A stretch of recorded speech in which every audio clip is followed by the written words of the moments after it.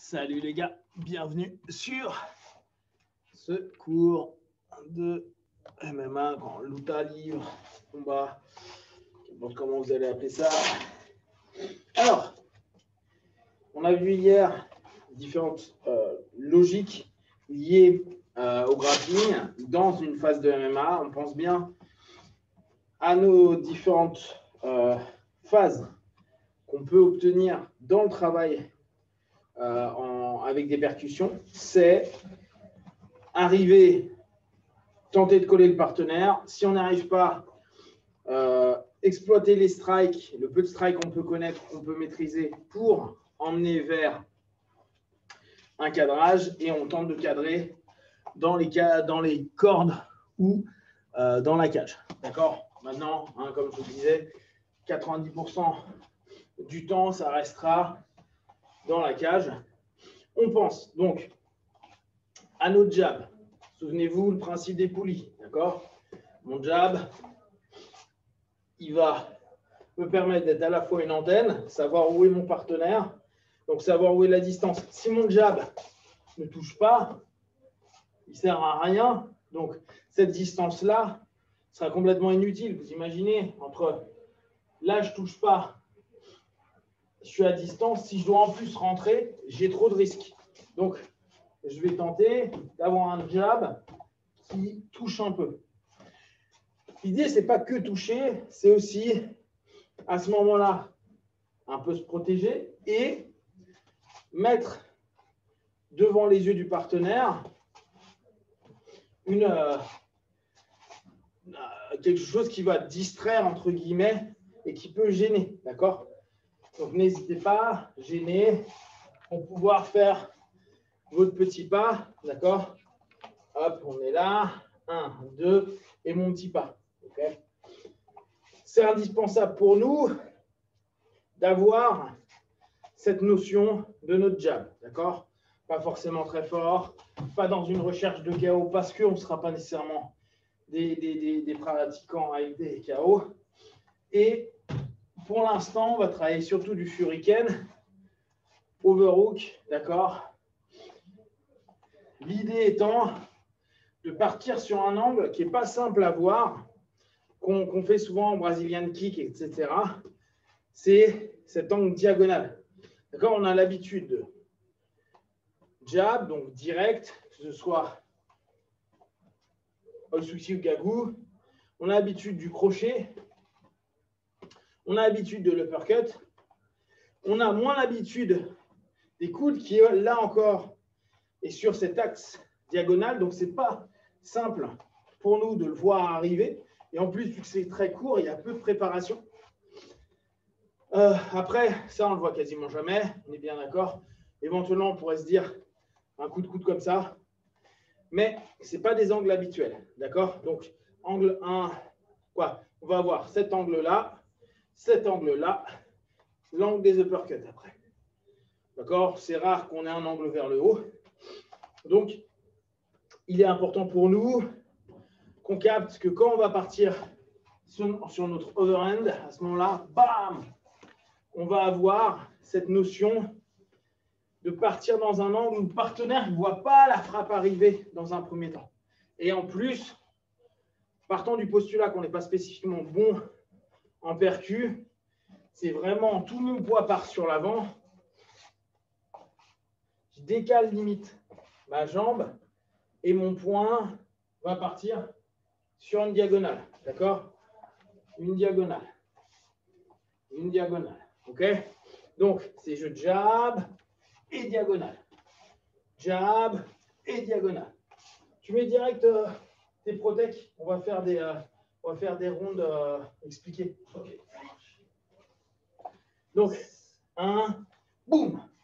Et on y va. Donc, ce qui est intéressant sur le shuriken, c'est qu'on a un décalage de corps. D'accord?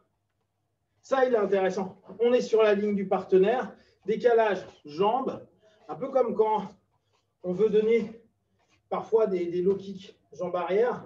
On va faire 1, 2, décalage, boum, et on y va. D'accord? Et bien là, c'est pareil. 1, 2, et je repars. Là, en l'occurrence, on va faire que 1, pardon. 1, boum. Et on y va. Et on lâche tout le corps. Il y a assez rarement des contres directs sur un overhook. Sur un overhand, pardon. D'accord? Sur un shuriken. Parce que c'est pas évident. Le mec, il lâche tout son poids. Et si on se le prend, on sait que ça peut faire un peu mal. D'accord? Alors, le point, il arrive là où il arrive. C'est-à-dire que souvent, en MMA, c'est même pas souvent, c'est interdit de taper derrière la tête. Sauf que sur des overhands, des moments, ça arrive là, et des moments, ça arrive là, et des moments un peu derrière.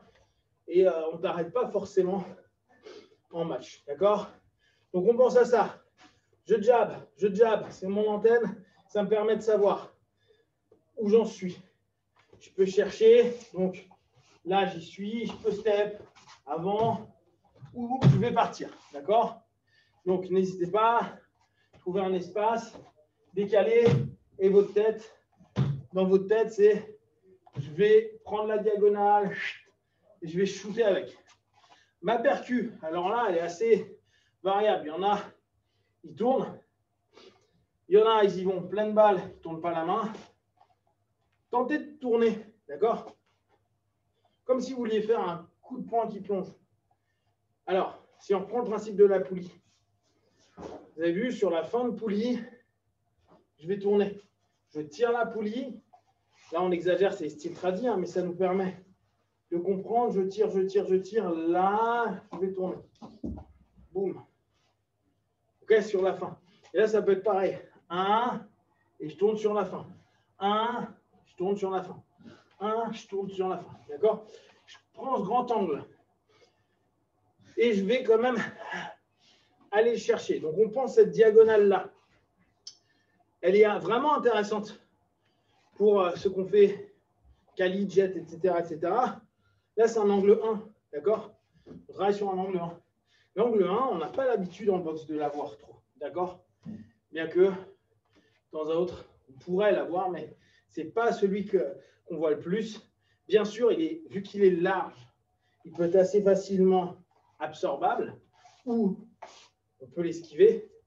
Mais ce n'est pas quelque chose qui est forcément très simple à gérer. Et en tout cas, nous, par exemple, je regarde le partenaire se barre, boum, mon réflexe, ça va être juste de taper pour reprendre la distance. D'accord? Si on n'a pas réussi à gripper, si on n'a pas réussi à amener sur une phase de préhension, je suis là, ça ressort, boum, je repars. Dès que vous avez quelqu'un qui sépare, percutez. Dès que vous avez quelqu'un qui arrive à un moment donné, tapez lourd. D'accord? Donc, ça vous permet, distance, revenir fort. D'accord? On part vraiment avec cette notion où, vu qu'on n'est pas forcément hyper clean sur nos percus, vaut mieux lâcher, se protéger, décaler et reprendre de la distance après. OK? Là, ce qu'on va faire, c'est que on va faire 3 rondes et demie de MMA avec Antonio. Et l'idée, là, ça va être de le faire comme on l'a fait la semaine passée avec la luta, avec le jutsu, de le faire de façon didactique, à voir quelle prise d'initiative, à quel moment, comment, pourquoi. Moi, je vais me mettre dans le principe de percuter un peu et surtout chercher le grappling. Je vous rappelle, notre principe de grappleur n'est pas forcément d'emmener au sol. Ça, c'est vraiment important que vous le gardiez en tête. Vous soyez Lutador, Mitsuka, pour votre debout, votre Tashiwaza MMA, soit des contrôles, de la frappe, du contrôle de distance, etc. Si vous emmenez au sol, c'est cool. Si ce n'est pas le cas, bah, tant pis. D'accord? Donc, on part sur des petits ronds. Je parle en même temps. Donc, l'intensité, elle ne sera pas forcément hyper élevée, bien que je vais demander à Antonio de s'énerver parce que c'est un mec énervé, tout simplement. Comme ça, ça nous permet d'avoir un petit jeu. Ronde de 5. Je papote pendant ce temps-là. N'hésitez pas après à partager si vous avez des questions. OK, donc on est parti. Donc moi, en mode grappleur, voilà, comme je vous disais hier, je vais travailler sur mon jab. je vois, et dès qu'il y a quelque chose que je peux aller saisir, n'hésite pas. C'est pas des jabs pour faire mal, c'est des jabs pour prendre de la distance, d'accord? Je vois ce qui se passe, je vois, je rentre, je reviens, hop, on va tourner un peu plus, la caméra ne suivra pas les femmes, hop, on est là, voilà, je tente de l'emmener là où on intéresse. Ce que je vous disais, moi mon job, c'est pas forcément l'amener au sol. Mon job va être un travail de contrôle, surtout que là, premier round, vous n'avez pas forcément envie de me cramer tout de suite. Si je me sens bien, qu'il est un travail comme tu veux. Là, il me donne le dos, qui est plutôt gros pour moi. Je tente d'emmener, je tente de voir. Hop. Mon but n'est pas de me cramer. J'y vais. Par contre, je réfléchis. Je maintiens.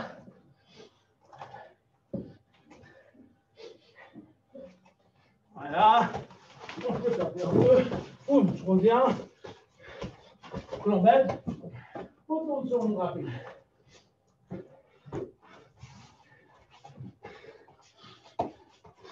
Ma tête collée. Et je l'embête un peu. Voilà. Ça va aller bien.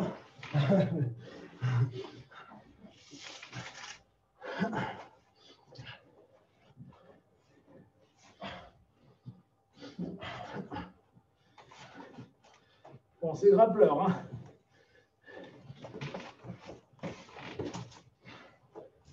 Je change ma main. Prise de grip. Reviens. Mon overhead. Et je repars. Arrivé. Ça va? Ouais. Les oreilles. Non, les oreilles. Allez, on reprend. Donc, je vois qu'il kick. Et je vais l'embêter pour qu'il vienne me kicker. Pourquoi? Parce que ce qui va m'intéresser, c'est d'aller dans mon grappling. Donc, si je peux mettre en sorte qu'il me tape, je vais le faire. Allez, du coup.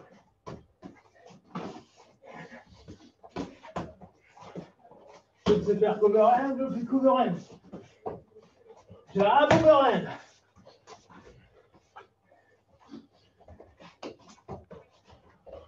Jab, jab, jab. Boum.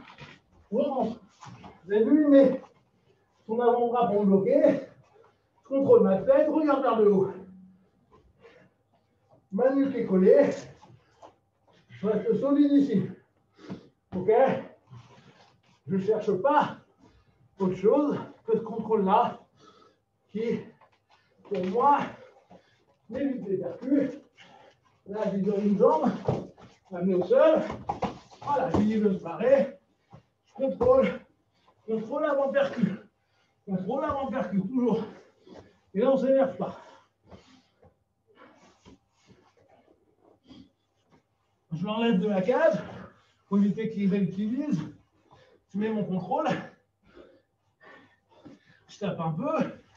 Je vois si je ne peux pas avoir une position supérieure. Je bouge bien. Je mets mon genou. Je passe pour ma montée. Pareil. Je ne m'énerve pas. Contrôle avant le reste. Comme en jiu-jitsu. Contrôle avant le reste. Son bras la croise. Je prends le bras pour avoir un peu de contrôle. Je percute un peu. Ça va? Contrôle avant le reste. Je ne m'énerve pas. Ok, je relâche. J'y vais. Hop. Allez. On va remonter un peu. Ça va? Ouais, ça va. Ah merde, ça va. Ah bien, j'ai des heures de sol. Jab, jab. Mon jab me sert qu'à l'emmener dans la cage. Voilà, là, super. Intention d'Antonio. Je prends mon taille clinch et recule. Là, c'est bien ce qu'il a fait. J'ai la cage derrière. Je dois réfléchir. Qu'est-ce que je fais? Je tourne, et je reviens là où ça m'intéresse. J'ai changé de garde. Je reviens. Nickel. Donc, là, On a quoi? Travail où moi, je vais chercher ma distance courte et ma distance de lutte.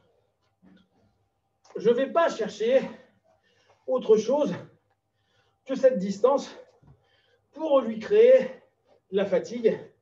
Là, imaginez bien, pour 90% d'entre nous, si on joue un jour en match de MMA, c'est 3 fois 5. C'est pas trop dur, encore que même si on est un amateur, c'est moins. 5 minutes, on voit. Pourquoi je ne donne pas, je vous invite à ne pas donner votre vie. Contrôlez. Vous ne savez pas, plus le match va durer, plus ça va être dur de contrôler, plus il va transpirer, plus ça va glisser, et plus il va me taper fort. D'accord? Donc, plus je le fatigue, mieux c'est pour moi, parce que potentiellement, il va me taper moins fort.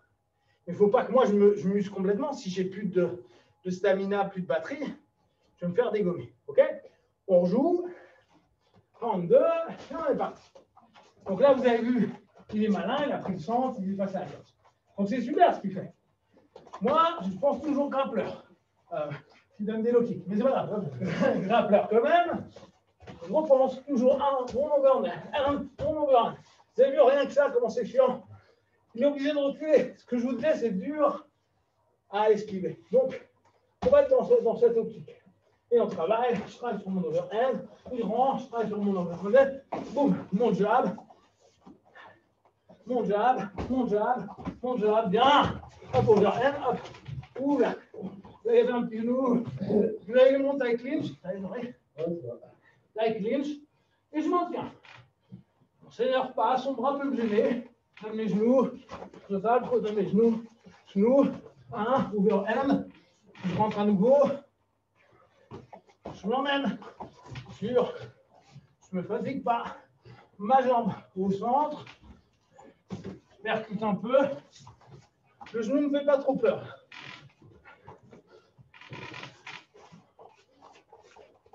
Voilà, je vais partir, hop, jab, mon overhand, on va continuer de passer dessous, et on est reparti, ça va? Ouais. Un, low kick, jab, jab, overhand. On reprend. Jab, overhand. Mon overhand, mon overhand.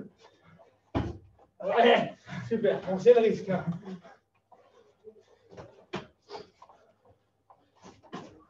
Je prends sa jambe, j'y pense. Il n'y a rien du tout.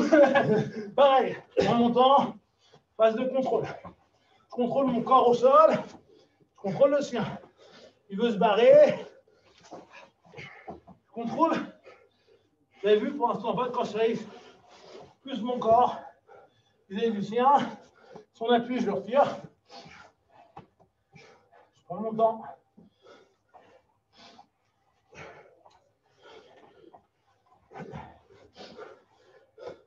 Toujours calme. Mon but à moi, c'est qu'il ne se relève pas. Moi, ici, je suis quand même plutôt pas mal. Ça, t'es costaud, là? Ouais, ça va, ça. Okay. Je suis plutôt bien. Pourquoi me fatiguer? D'accord? Je vais un peu taper. Vous avez vu, il croise.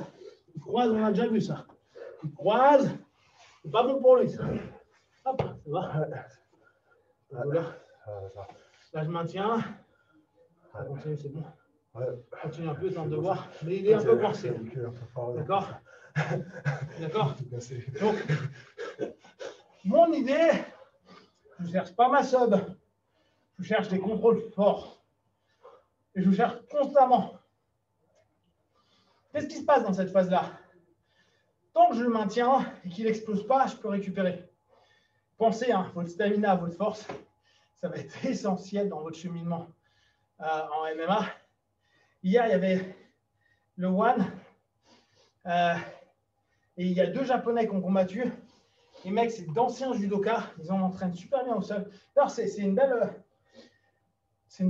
chose à voir. C'est que depuis des années, on dit ici le judo donnait quelque chose au sol.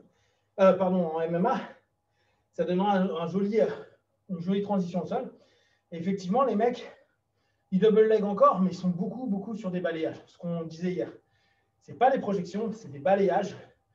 Alors hier, on s'est posé la question, mais on va plutôt dire des amenés au sol. Ça se fait tout doux. Par contre, ils ont un grip de ouf. Beaucoup en 10 doigts, body lock.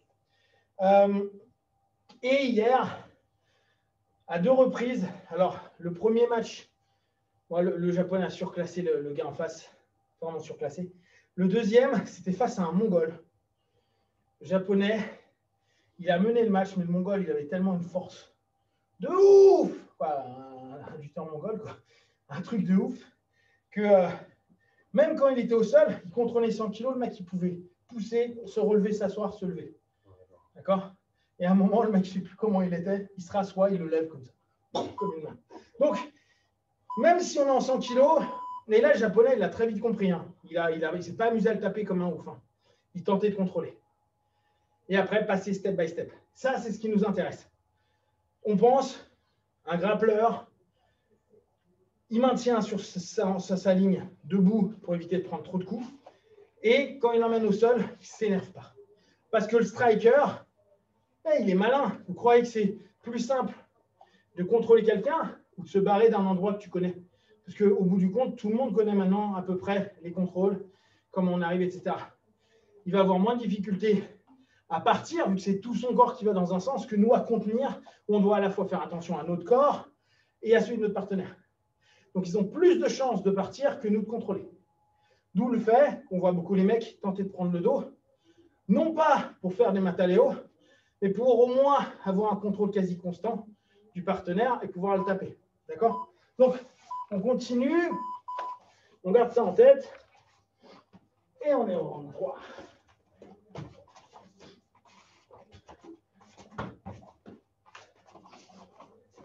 Non, je commence à fleur.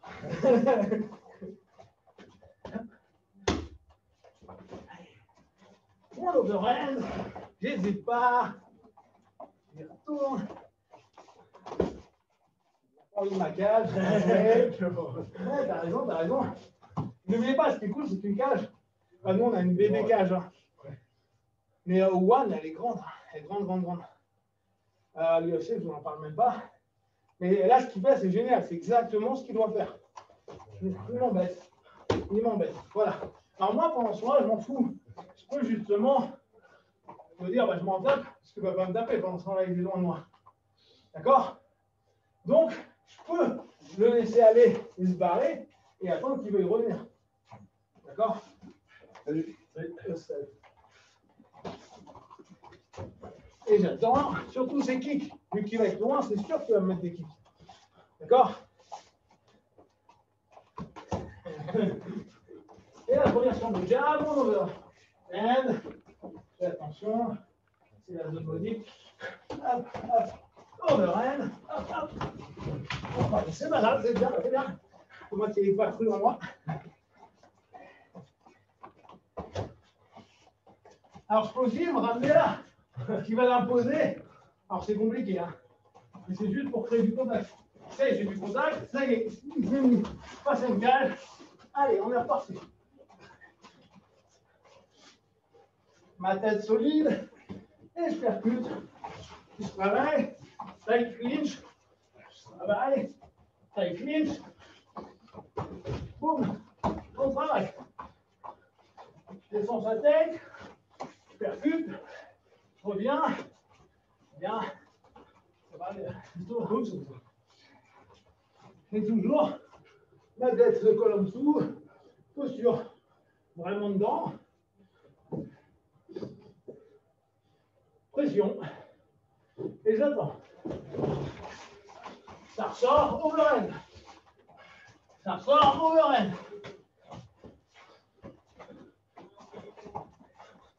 Je jab. Ouh. Ah, oh, c'est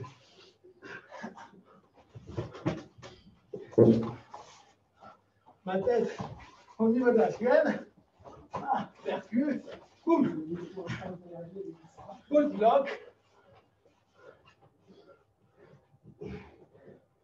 Ma tête doit rester solide.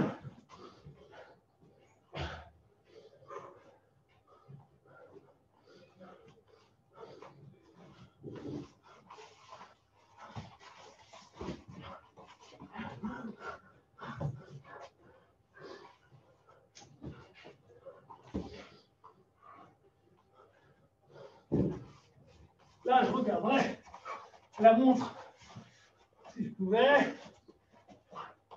pour le troisième round, pour voir si je vais utiliser ou pas de l'énergie pour l'emmener au sol. Là, j'ai modifié la posture, plus dur pour lui.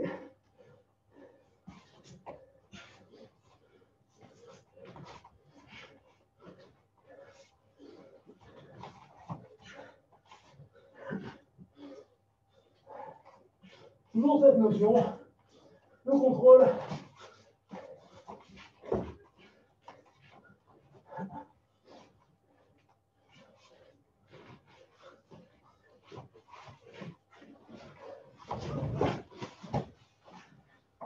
Et là, je contrôle. Je tente de passer sa garde.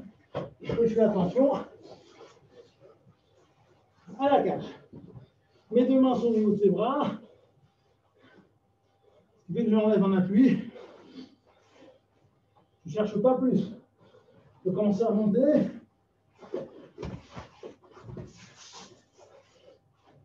Je m'adresse un peu.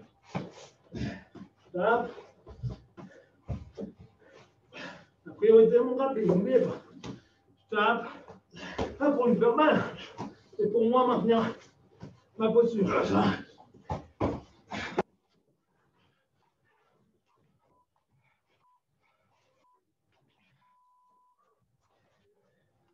Moi, pendant ce temps-là, un peu plus fatigué que moi. Moi, c'est du contrôle. Et dès qu'il répond, je bouge. Donc, mon idée va être constamment d'emmener dans cette phase. Le body lock, pour ça, il est chouette. Pour ceux qui étaient là il y a 2-3 semaines, on l'avait revu debout seul, suite au combat Yuri contre le gamin de la Danner Squad. D'accord? Où il passait sa garde avec un 10 doigts body lock. Là, j'étais pas en 10 doigts, j'étais plutôt en gable grip, voire haut, pour simplement avoir ce bras qui est tout le temps en train de m'emmerder. Je suis ici, là, un peu de jeu. Mon but, donc là, j'ai vraiment fait une phase de grappleur. J'évite de me prendre trop de coups. Dès que je peux, que je ne suis pas bien percuté, je donne un gros over. Ça peut rentrer. Et je pousse vers la cage. Je maintiens. Je ne me fatigue pas à emmener au sol le gars tout de suite. Je prends mon temps. Plus il fatigue, plus il fait des erreurs. Plus moi, je pense, je grippe bien. S'il faut que je change, je prends tie clinch, overhook, underhook, body lock. À nous de changer. Et oui, il va y avoir des frappes. On fait surtout gaffe aux genoux, au coude. Quand on est là, pas trop de danger. Par contre, quand on est là, très danger. Pas très danger. Beaucoup. D'accord? Donc, on pense à ça. On continuera ce principe, opposition et petits combats didactiques comme ça pour voir l'idée qu'on a. Après, il ne faut pas se leurrer. Il ne faut pas se leurrer non plus. Que ce soit en jiu-jitsu ou en luta, il me faut de la force, de la flexibilité et du stamina, du cardio. Si vous n'avez pas, allez courir un peu déjà. Et après, faites des renforcements de corps. Pas forcément tout de suite besoin de faire de la muscu, hein, mais faites avec poids de corps, des pompes, des abdos, des tractions, tous les trucs que moi je ne fais jamais. Mais si vous avez besoin que vous sentez que vous êtes un peu léger au niveau force, et moi, à ma caté, je peux vous dire que je suis un peu léger, bah, il faut qu'on se renforce, d'accord? Ou vous travaillez un système technique qui, comme le mien, par exemple, je suis assez passif, je suis tranquille, j'y vais step by step. Mon contrôle prévaut sur le reste parce que mon contrôle, il me permet de ne pas trop me tuer et il me permet de fatiguer l'autre, d'accord? À vous de voir au fur et à mesure. Et entraînez-vous bien, prenez soin de vous. Hausse.